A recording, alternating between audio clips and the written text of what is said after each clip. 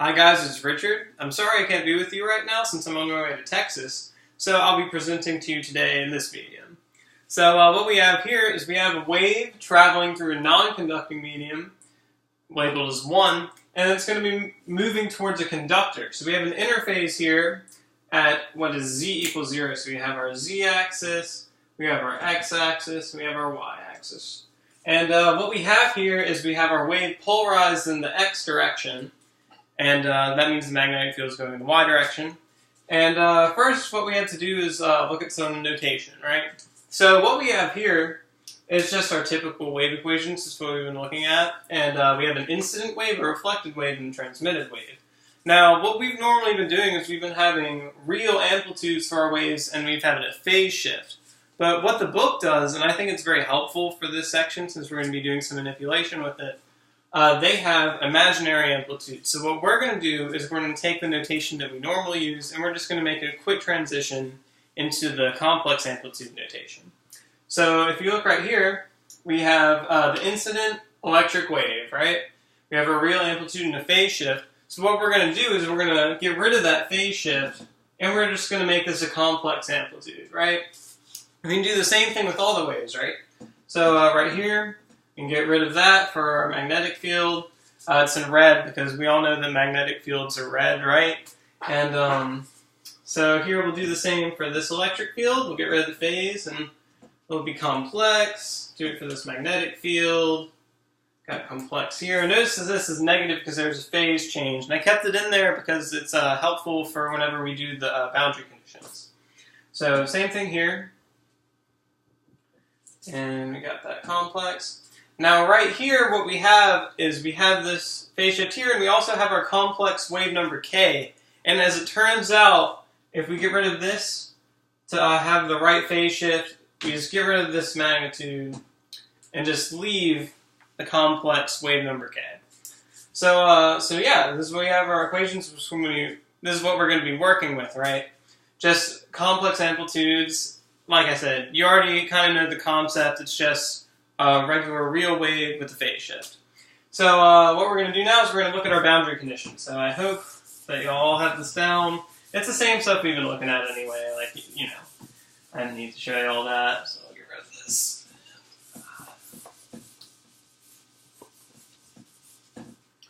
All right. So here we go. We're going to look at our boundary conditions one by one. So we look at our first boundary condition, and it has some stuff about the perpendicular component of the electric field to the interphase. And we know that that's 0, right? Because the wave is polarized in the x direction, and the interphase is at z equals 0. It's just a plane. So these two are both 0, and that implies that what the sigma f here, the surface charge density, is 0. So we've already looked at this. Check, you know, nothing. Same thing with B, right? There's no perpendicular component. So these two are both 0, and this one's just true by default. It doesn't give us any information. But when we look at equation 3 is when we start getting some stuff that's really useful, right?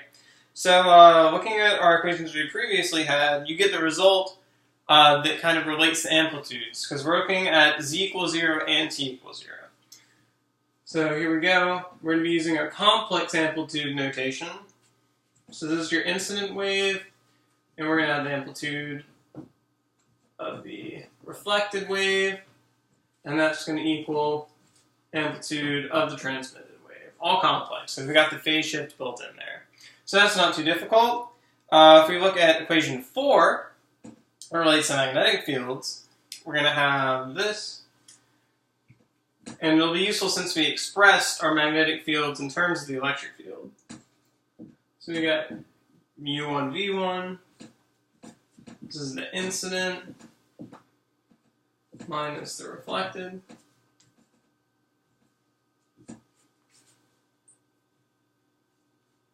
We have our wave number, complex wave number k for the conducting medium. We have mu, 2, and omega, and this is our transmitted amplitude.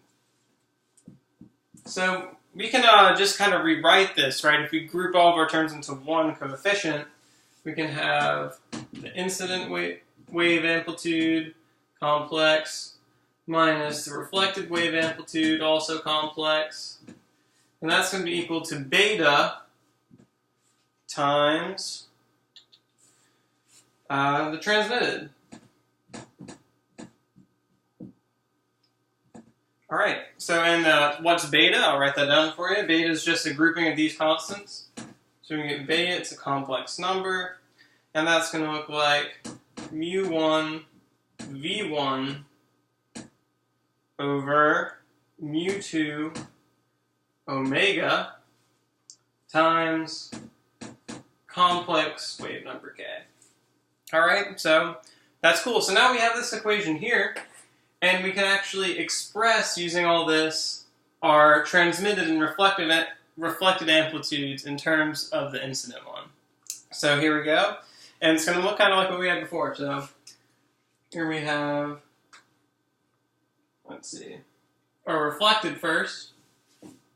So R is going to be equal to 1 minus beta over 1 plus beta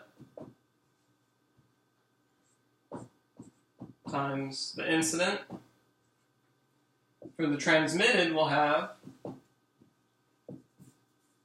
2 over 1 plus beta.